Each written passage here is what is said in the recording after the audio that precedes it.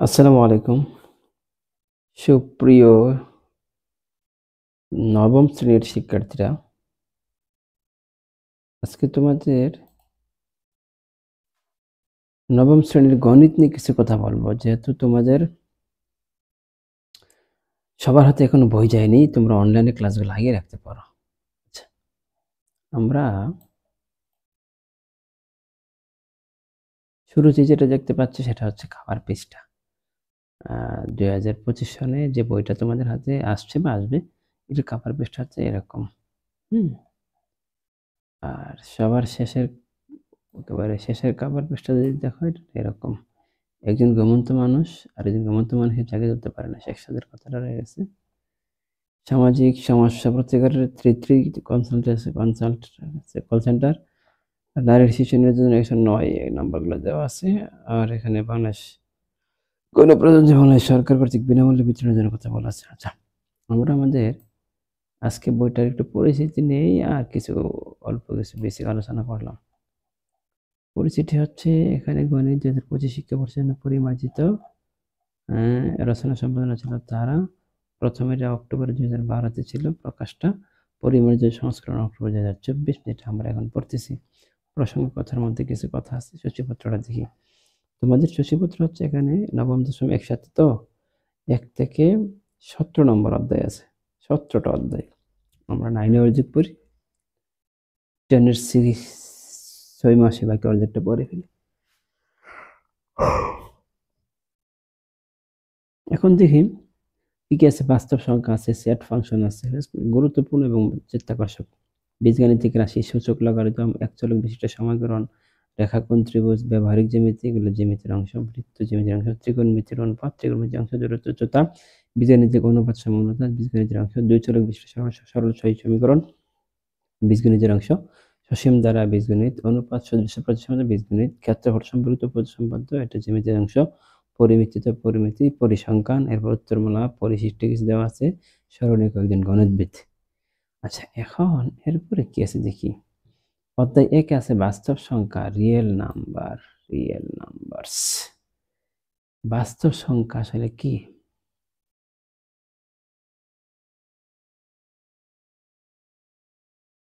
পৃথিবীতে সংখ্যা দুই ধরনের, একটা বাস্তব একটা অবাস্তব। অবাস্তব সংখ্যার মধ্যে একটা আই থাকে। হুম, আমরা ইন্টারমিডিয়েটে আমরা এটার সাথে ভালো পরিচিত হব। বাস্তব বাস্তব সংখ্যার মধ্যে আই থাকে না। আমি যদি একটা কথা বলি, সেটা হচ্ছে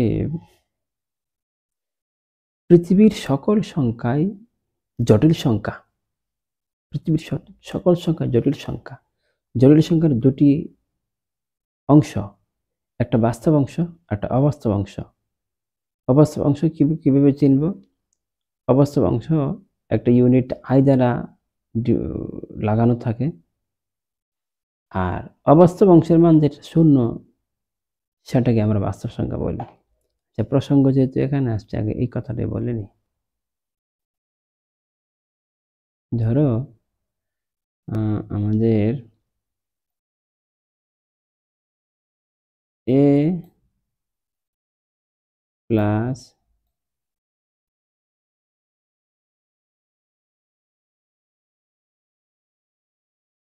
আইবি একটা সংখ্যা। এটা মূলত ইন্টারমিডিয়েট বেসিকটা হঠাৎ করে মনে আসতে বলতেছি। এ প্লাস আইবি হচ্ছে একটা সংখ্যার ফরমেশন। এখানে এর জায়গায় ধরো 5 হইতে পারে, প্লাস আর বি এর জায়গায়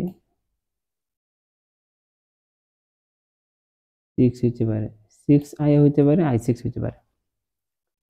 এখন এই যে এ প্লাস আইবি, এটা হচ্ছে জটিল সংখ্যার ফরমেশন।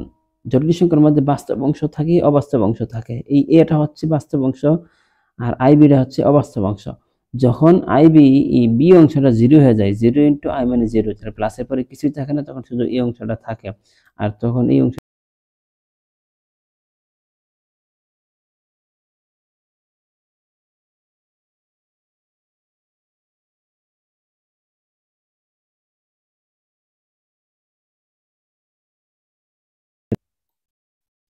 এখানে 5 থাকতো, তাহলে অনলি 5, তখন এটা রিয়েল নাম্বার হইতো। আচ্ছা, তাহলে আমরা রিয়েল নাম্বারে ঢুকলাম। এখানে একটা জিনিস দেখিয়ে রাখছি আমি, প্রাচীন ভারতবর্ষের গণিতবিদগণ সর্বপ্রথম শূন্য ও দশ ভিত্তিক স্থানীয় মান পদ্ধতির প্রচারণা করেছেন।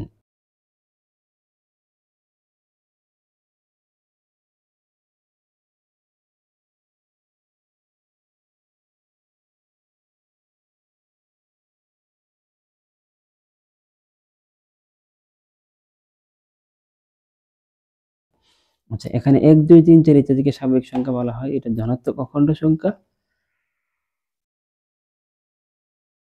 2, 3, 5, 7 এগুলো মৌলিক সংখ্যা। 4, 6, 8 হলো যৌগিক সংখ্যা। 8, 9 দুটি স্বাভাবিক সংখ্যার গসাগু 1 হলে এদের পরস্পরের সহমৌলিক সংখ্যা বলে। যেমন 6 এবং 35 পরস্পরের সহমৌলিক। আছে এখানে কতগুলো কথা একসাথে বলে নিচ্ছি আমি বলি। ন্যাচারাল নাম্বার, প্রথমে natural number 1, 2, 3, 4 counting numbers are called natural number. That means যেগুলো আমরা গণনা করতে পারবো। আমার 32.5টি কলম আছে, এটা বলা যাবে না, গণনা করা যাবে না, যেন 32.5 ন্যাচারাল নাম্বার নয়। কিন্তু আমার 5টি গাভী আছে, 3টি কলম আছে, এগুলো গণনা করা যায়। আর এই গণনাযোগ্য যে সকল সংখ্যা সেগুলাকেই স্বাভাবিক সংখ্যা ন্যাচারাল নাম্বার বলে। তুমি আবার এটাও বলতে পারো না আমার কাছে -5 টাকা আছে, -5 টাকা কিন্তু স্বাভাবিক সংখ্যা না, -5। কথা মনে হয় ক্লিয়ার? এরপর হচ্ছে ধনাত্মক অখণ্ড। ধনাত্মক মানে যাদের যে সংখ্যাগুলোর মান পজিটিভ, প্লাস আগে লিখতে হয় না, 2, 3, 5, 7। এরপরে মৌলিক সংখ্যা। আচ্ছা, মৌলিক সংখ্যা নিয়ে কথা, যেটা মৌলিক সংখ্যার কথা হচ্ছে, মৌলিক সংখ্যা দুটি শর্ত মেনে চলে। মৌলিক সংখ্যার শর্ত হচ্ছে 2টি। প্রথম শর্ত, মৌলিক সংখ্যা 1-এর চাইতে বড় হবে। মৌলিক সংখ্যা কি হবে? 1-এর চাইতে বড় হবে। 2 নম্বর শর্ত হচ্ছে মৌলিক সংখ্যা তারাই যাদের গুণনীয়ক হবে ওই সংখ্যা এবং 1 এবং ওই সংখ্যা ছাড়া অন্য কোনো সংখ্যা দ্বারা তাদেরকে ভাগ করা যাবে না। যেমন 13 একটি মৌলিক সংখ্যা। কেন? 13 1-এর চেয়ে বড় এবং 13 13 এবং 1 ছাড়া অন্য কোনো কিছু দ্বারা ভাগ করা যায় না 13কে। 1 কেন মৌলিক সংখ্যা নয়? 1 হচ্ছে ইউনিট অফ নাম্বার, সংখ্যার একক। 1কে মৌলিক বলা যাবে না। 2 মৌলিক, কারণ 2 1-এর চাইতে বড় এবং 2 এর দুইটা উৎপাদক বা দুইটা গুণনীয়ক হচ্ছে 1 এবং 2। এখন একমাত্র 2 হচ্ছে জোড়, যেটা মৌলিক সংখ্যা। এছাড়া আর কোনো জোড় সংখ্যা মৌলিক হতে পারে না। যৌগিক সংখ্যা, মৌলিক সংখ্যা ছাড়া বাকি সবাই যৌগিক সংখ্যা, তাদের অনেকগুলো ফ্যাক্টর থাকবে। দুটি স্বাভাবিক সংখ্যার গসাগু 1 হলে এদেরকে সহমৌলিক বলা আছে। একটা কথা, সহমৌলিক। সহমৌলিক মানে কুপ্রাইম। সহমৌলিক মানে কি? কুপ্রাইম। কুপ্রাইম হচ্ছে, যেমন এখানে 6 এবং 35। 6 কিন্তু নিজে একটা যৌগিক সংখ্যা, কারণ 6কে 2 এবং 3 দ্বারা ভাগ করা যায়। 35কে, এটাও একটা যৌগিক সংখ্যা, 5 7 35, 5 এবং 7 দ্বারা ভাগ করা যায়। কিন্তু 6 এবং 35-এর গুণনীয়ক যদি বিশ্লেষণ করি, 1 ছাড়া কোনো কমন গুণনীয়ক নাই। 6 এর গুণনীয়কগুলো হচ্ছে 1, 2, 3। 35-এর 1, 5, 7, 35। আর এখানে 1, 2, 3, 6। তাহলে 1 ছাড়া কোনো কমন গুণনীয়ক যদি না থাকে, তাহলে ওই সংখ্যাগুলোকে কুপ্রাইম বা পরস্পরের সহমৌলিক বলা হয়। এখানে কতগুলো কথা বলে নিলাম। এরপর পূর্ণ সংখ্যা বা ইন্টিজার। ইন্টিজারকে জেড দ্বারা প্রকাশ করা হয়, বড় ক্যাপিটাল জেড, বোল্ড করে লেখা হয়। এর অর্থ পূর্ণ সংখ্যা। পূর্ণ সংখ্যা হচ্ছে -3, -2, -1, 0, 1, 2, 3। একটু আগে যে ন্যাচারাল নাম্বার বলছিলাম, কাউন্টিং নাম্বারস, এখানে সবগুলো কাউন্টিং নাম্বারস আছে। 1, 2, 3, এর মধ্যে আছে 0, আবার বাম দিকে আছে -1, -2, -2, -3। তার মানে শূন্য সহ সকল ধনাত্মক এবং সকল ঋণাত্মক, হ্যাঁ, সংখ্যাগুলোকে আমরা পূর্ণ সংখ্যা বলি, শূন্য সহকারে।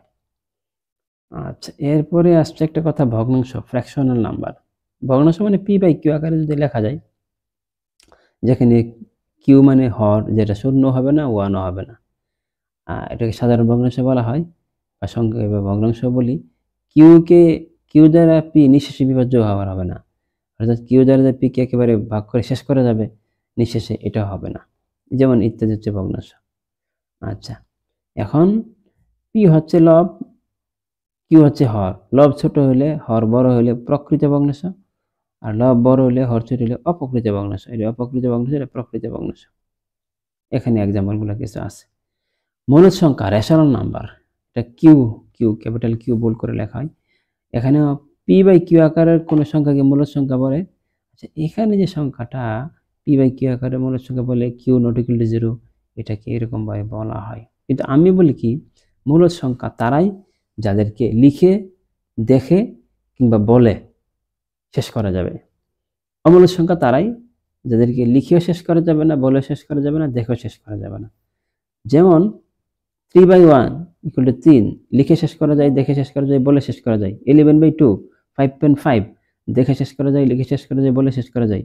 5/3 1.666, এটা কিন্তু এখানে ডট ডট অনেকগুলো আছে, বাট এই ডাবল যে 6 পুনরাবৃত্তি হচ্ছে, এখন যদি আমি এখানে 6 এর উপর একটা পুনঃপুনক দিয়ে দিই, তাহলে এটাও কিন্তু লিখে শেষ করা যাবে, দেখে শেষ করা যাবে, বলা শেষ করা যাবে, স্টপ হয়ে গেল। তাহলে এটাও কিন্তু 1.6 পুনঃপুনক কিন্তু মূলদ সংখ্যা। অপরপক্ষে √2 এর মান 1.4142414213, এটা কিন্তু কখনোই কি হচ্ছে না, পুনরাবৃত্তি হচ্ছে না, যে আমি পুনঃপুনক দিয়ে এটাকে থামিয়ে দেব, আবার শেষও হচ্ছে না। তাহলে এটা বলে শেষ করা যাচ্ছে না, লিখে শেষ করা যাচ্ছে না, দেখে শেষ করা যাচ্ছে না, এজন্য √2 একটি অমূলদ সংখ্যা। আমি মনে হয় বুঝাইতে পারলাম। এরপরে ডেসিমেল। ডেসিমেল মানে 10 দ্বারা কোনো সংখ্যাকে ভাগ করলে যেটা হয়। 3.0, 5.2, 2.5, দশমিক চিহ্ন ব্যবহার করে যদি কোনো ভগ্নাংশকে লেখা হয় তাকে দশমিক ভগ্নাংশ বা দশমিক সংখ্যা বলা হয়। যেমন 10/3 = 3.333 ইত্যাদি। √3 = 1.73, এগুলো দশমিক সংখ্যা। এখন সসীম এবং অসীম, যদি দশমিক সংখ্যার শেষটা শেষ হয়, দশমিক বিন্দুর পর অঙ্ক সংখ্যা সসীম হলে এদেরকে সসীম দশমিক ভগ্নাংশ, আর অসীম হলে এদেরকে অসীম দশমিক ভগ্নাংশ বলা হয়। যেমন √5টা 2.12352512367 শেষ হচ্ছে না, অসীম দশমিক। আর এগুলো হচ্ছে সসীম দশমিক। যেমন আমরা 11কে 2 দ্বারা ভাগ করলাম, 5.5 সসীম দশমিক। এরপরে এখানে আছে আবৃত্তি। আবৃত দশমিক হচ্ছে যেগুলাকে আমরা পুনঃপুনক দিয়ে আবৃত করতে পারি। যেমন 5.16 পুনঃপুনক, 54 পুনঃপুনক, এটাকে এগুলোকে আবৃত দশমিক ভগ্নাংশ। আচ্ছা, অসীম অনাবৃত, এই যে অসীম এবং অনাবৃত, অসীম অনাবৃত। 122কে 99 জায়গায় ভাগ করলে অঙ্কের পুনরাবৃত্তি হলে তাদেরকে অসীম আবৃত দশমিক, এবং অঙ্কগুলো পুনরাবৃত্তি না হলে এদেরকে অসীম অনাবৃত দশমিক বলা হয়। এই দুইটা হচ্ছে আবৃত, অসীম বাট আবৃত দশমিক। আবার দেখো 0.5230500056, এটা হচ্ছে অসীম কিন্তু অনাবৃত, অর্থাৎ রিপিটেশন নাই। রিপিটেশন না থাকলে তো তুমি পুনঃপুনরাবৃত্তি শেষ করতে পারবে না। এগুলো হচ্ছে অসীম অনাবৃত দশমিক সংখ্যা। সর্বশেষ আমরা রিয়েল নাম্বারে আসব। রিয়েল নাম্বার হলো সকল মূলদ সংখ্যা এবং অমূলদ সংখ্যাকে বাস্তব সংখ্যা বলা হয়, যেমন নিজের সংখ্যাগুলো বাস্তব সংখ্যা। আচ্ছা, এই যে এতগুলো আলোচনা করলাম, আমি প্রথমে আলোচনা করলাম ন্যাচারাল নাম্বার, এরপরে ইন্টিজার, স্বাভাবিক সংখ্যা, পূর্ণ সংখ্যা, এরপরে মূলদ সংখ্যা, আবার অমূলদ সংখ্যা। সবাই যেখানে উপস্থিত, সকল সদস্যদের নিয়ে যে বড় সেটটা হবে সেটা হচ্ছে রিয়েল নাম্বার বা বাস্তব সংখ্যা। কথা ক্লিয়ার? আর বাস্তব সংখ্যা নিয়ে কিন্তু শুরুতে কিছু কথা বলছি। এখন আমরা তাহলে কি দেখলাম? সকলের ছোট হলো n, মানে ইন্টিজার, সরি ন্যাচারাল নাম্বার। এরপরে জেড ইন্টিজার পূর্ণ সংখ্যা, এরপর হচ্ছে কিউ মূলদ সংখ্যা, এরপর সবার বড় হচ্ছে আর, মানে রিয়েল নাম্বারস। এটাকে গ্রেটার লেস দেন দিয়েও লেখা যায়, তবে সাবসেট দিয়েও লেখা যায়, মানে এন জেড এর ভিতরে আছে, তাহলে N is the subset of Z. আবার জেড কিউ এর মধ্যে আছে, Z is the subset of Q. আবার কিউ আর এর মধ্যে আছে, তাহলে Q is the subset of R.